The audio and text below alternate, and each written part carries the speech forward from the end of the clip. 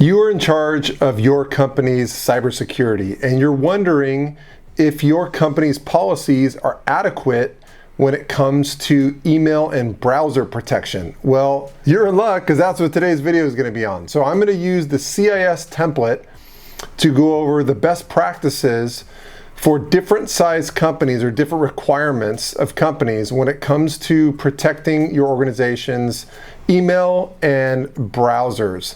But before I get too far ahead of myself, this information in the video starts to feel a little bit overwhelming. Don't worry about it. Just reach out and contact me. I'm a broker for all the major outsourced cybersecurity vendors out there, and you don't have to tackle all this stuff by yourself. You can hire a third party to come in and do the assessment for you, can also provide some of the cybersecurity services where you just don't have time to do them. And that's really, really common these days because IT staffs are typically pretty thin and cybersecurity is really advancing fast. So it's no big deal if you can't cover all this stuff. Just hire an outsourced company and have them fill in the gaps.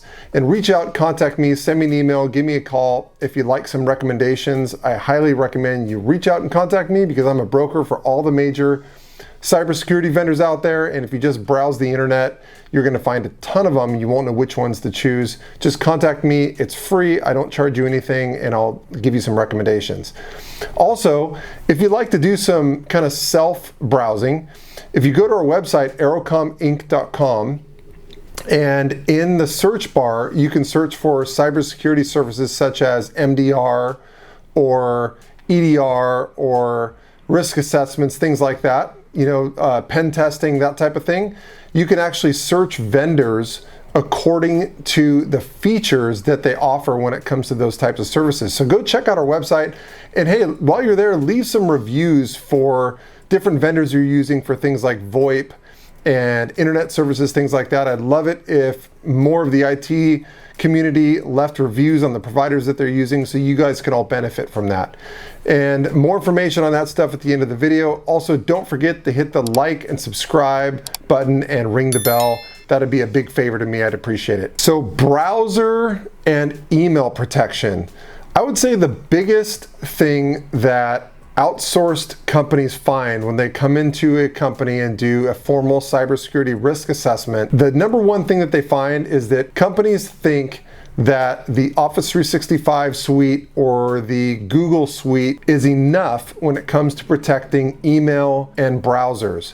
So they think, like the spam filter that they have on their email application, or maybe Defender they're using to protect the browser, stuff like that. They think that's enough. Maybe they block pop-ups or something like that, and they think that's fine. Well, it's not enough. So what I'll do today is I'll kind of break down the recommended safeguards that your company should be using for email and browsers depending on your company's cybersecurity needs. Now, every company is a little bit different, but in terms of their cybersecurity requirements. But a nice thing that the CIS framework does is it breaks down the safeguard recommendations based on 3 different types of companies. The first type of company is a company that doesn't have extremely sensitive data. All they have is kind of employee information, social security numbers, things like that of their employees internally. That they're not really a main safety risk to the outside world if they are breached. But they can't really afford any downtime. Their IT staff is very thin. Their company just can't afford any downtime. That's kind of category number 1. Category number 2 is companies that can afford a tiny bit of downtime, but they have very sensitive data, and maybe they have to meet certain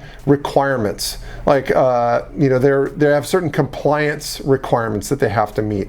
So that'll be category number 2. And category number 3 companies are large organizations that have their own cybersecurity staff internally, and they also pose a very specific public threat if they're breached, and they're actually targets for threat actors. They're common targets. So those are big companies that if they are breached, they're going to have downtime. They can't afford downtime, and they are public safety targets. So if they're breached, it can be a public safety problem. So depending on where your company falls, they have different safeguard recommendations. Now, if your company doesn't fall into any of those, then don't worry about this video. You don't really, meet the minimum requirements to start really worrying about cybersecurity.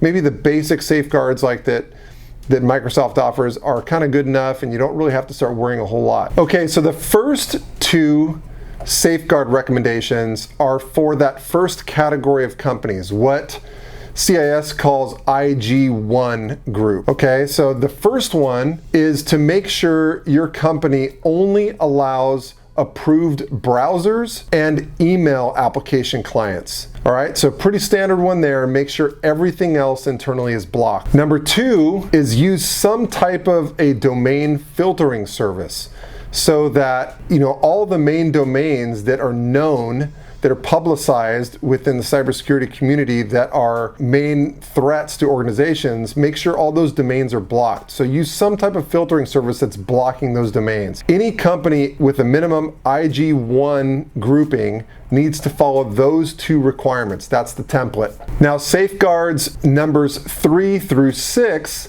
apply to what CIS calls IG group number 2. That's the one I described earlier, that second group. Number 3, maintain and enforce network-based URL filters. Number 4, find a way to not allow any type of extensions or plugins to browsers or email clients that your company supports. So any type of unsupported plugin or add-on to your email application or browsers should absolutely be blocked. Number 5, institute DMARC policy. Now DMARC, I'm an old telecom guy, so DMARC starts to talk about the demarcation point when you're walking in the building, but that's not what this DMARC is. DMARC. It's spelled the exact same way, but it represents something different. I don't want to go too deep into it on this video, but take a look at it, look it up. And number 6, block all unnecessary file types. And finally, number 7, now this one is the only safeguard that is mandatory for group IG3. Again, those are large companies with their own cybersecurity department who, if they're breached, it poses a public threat. So number 7 is the only one that really applies to them, and it's maintain and manage email server malware protection. So run that on your email server. Now, obviously, malware is one of those things where a lot of companies, even ones that aren't in IG3, I think, in my opinion, maybe you could hire a third-party company to do things like malware tests, where they're actually sending out emails to your organization to see if anybody clicks on it and give your employees a score and publicize the scores and things like that. So practicing malware protection, I think, applies to a lot of different companies, but this specific safeguard is number 7 for group IG3. Okay, well, I hope that helped. Remember, if it's a little bit overwhelming, don't worry about it. Hire a third-party company to come in and reach out and contact me.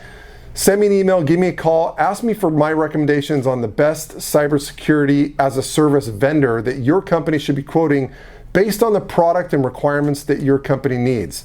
So I'm a broker for all the major vendors out there who do this, and there's hundreds of them, if not thousands.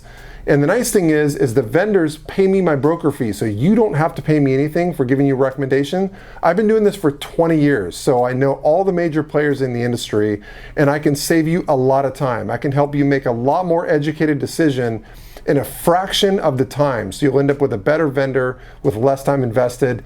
Absolute no-brainer. At least reach out and ask me my opinion.